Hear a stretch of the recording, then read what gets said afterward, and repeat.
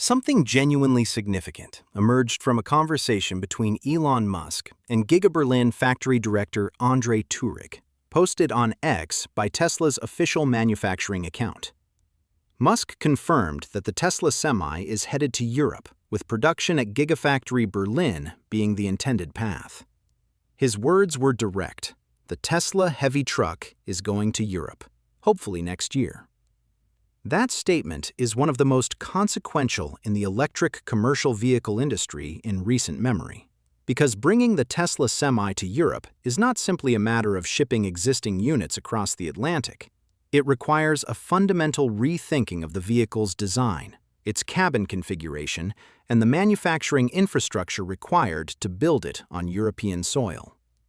The Tesla Semi already delivers a specification profile that stands out in the Class 8 electric truck segment.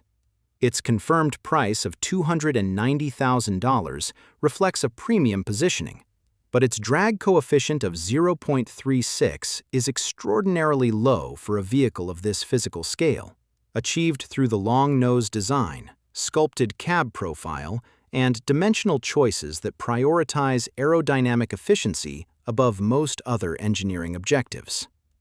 The result is a truck whose range and energy consumption figures have not been matched by competing electric Class 8 platforms, and that efficiency advantage translates directly into lower operating costs per mile for fleet operators running it at scale on long-haul routes.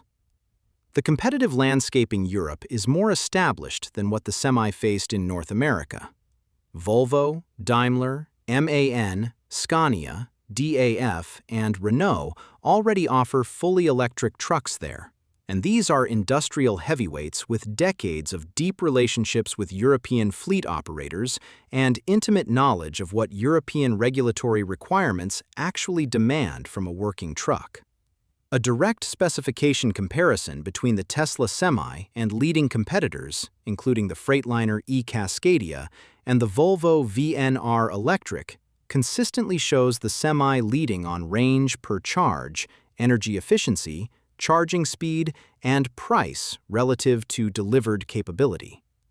The competitive challenge is genuine, and existing players are formidable, but the product's fundamental performance advantages are equally genuine. The central technical obstacle to producing the Tesla Semi at Giga Berlin is that the vehicle was engineered for North American regulatory requirements. In the United States, length restrictions apply primarily to the trailer, with the most common federal limit set at 53 feet. The tractor unit itself faces minimal federal length restrictions, which is why American manufacturers like Peterbilt and Kenworth have historically built vehicles with extended front hoods, placing the engine far forward of the cab. This long-nose design creates a longer, more gradually tapered airflow path that improves aerodynamics, gives technicians access to engine and drivetrain components during maintenance, and enables the extended cab volumes that make long-haul driving livable for drivers spending weeks at a time on the road. European Union Directive 96/53/EC operates on a fundamentally different principle. It limits the total combined length of tractor and trailer together to approximately 54 feet and 2 inches, meaning every inch added to the front of the tractor must be removed from the cargo carrying capacity of the trailer. A 3-foot nose extension costs exactly 3 feet of cargo space at the rear. This is why virtually every truck designed for European operation uses a flat front cab-over configuration, with the driver sitting directly above the front axle with minimal overhang ahead of the windshield. The cab-over design sacrifices some aerodynamic efficiency, but maximizes the cargo carrying length available within the total vehicle envelope that European regulations strictly permit.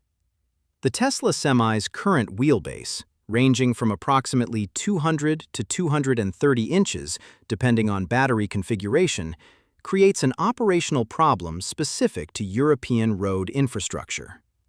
European roads present a completely different environment from North American interstates. Dense roundabouts at frequent intervals, historic port facilities with constrained turning radii at major logistics hubs, including Rotterdam and Hamburg, medieval city centers where distribution routes pass through narrow streets, and tight urban delivery environments where maneuverability is a daily requirement. Engineering analysis points to a wheelbase of approximately 150 inches as the target for a viable European specification vehicle, requiring a significant chassis redesign and rethinking of how battery packs are integrated within that compressed structure. The sleeper cab question is the most commercially decisive adaptation requirement of all, because it determines whether the Tesla Semi can meaningfully compete for the long-haul cross-border routes where its 500-mile range delivers its greatest economic value. The current Semi was designed without a sleeper cab, making it a day cab vehicle regardless of range. EU driving hours regulations mandate that truck drivers may not exceed 9 hours of driving per day and must take a minimum of 11 consecutive hours of daily rest. Affordable accommodation along major cross-border European highway corridors is considerably less available than the North American truck stop network, making external nightly lodging economically impractical for operators controlling costs rigorously.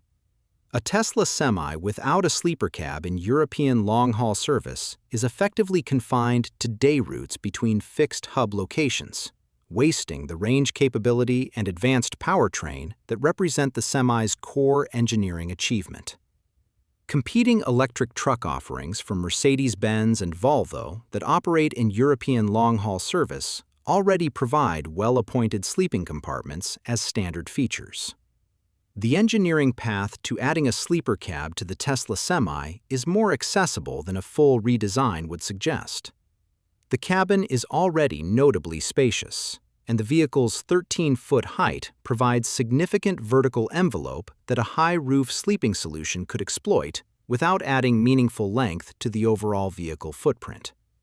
A foldable sleeping platform integrated into the upper rear portion of the existing cabin, or a raised roof section creating a dedicated sleeping space above the primary driver workstation, could deliver the rest environment that European long-haul operations require without the bulky traditional rear sleeper compartment that would compromise the aerodynamic profile the Semi's efficiency advantage depends upon. This kind of integrated solution aligns with Tesla's design philosophy of solving functional requirements through elegant engineering integration. Establishing a semi-production line at Giga Berlin while continuing to ramp Nevada production and simultaneously managing the engineering development of a European specification variant represents a parallel challenge of genuine complexity. The specialized tooling, processes, and quality systems developed for the Semi's unique chassis architecture at the Nevada facility would need to be carefully replicated or adapted for the Berlin facility at substantial capital cost. Musk's expressed hope of beginning European semi-production as early as next year reflects the characteristic optimism about timelines that has defined Tesla's public planning throughout the company's history. And the actual path to production will likely require more time than that target implies. What remains entirely clear is the strategic rationale for pursuing this path. The European electric truck market is large enough and growing fast enough to justify every investment required to get this right. The opportunity it represents is real.